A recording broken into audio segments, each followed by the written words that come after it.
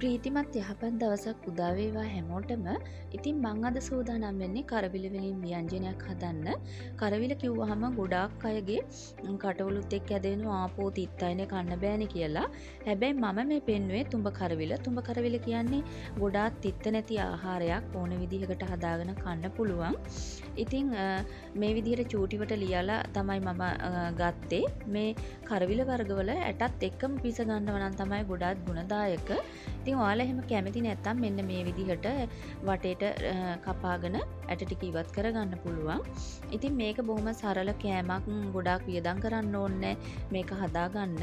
මම මේක මේ විදිහට චූටිවට කපලා ලුණු කුඩු ටිකක්, කහ කුඩු ටිකක්, රතු මිරිස් කුඩු ටිකක් දාලා මික්ස් කරලා පැත්තකින් තියලා තෙලට දාගන්නවා. මම ගොඩාක් කරවල හාල් මැස්සෝ කන්න ප්‍රිය කෙනෙක් නිසා මම මේකට හාල් මැස්සෝ දාගන්නවා.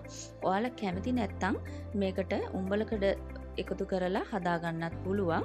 ඉතින් හාල් මැස්සෝ කර වුණාම ඒකට ලුණු, අමු මිරිස්, කරපිංචා, තක්කාලි දාලා ඒ ටික මැලවුණාම මේ මික්ස් කරගත්ත කරවිල ටික එකට දාලා තෙලෙන් තඹ ගන්න තමයි තියෙන්නේ.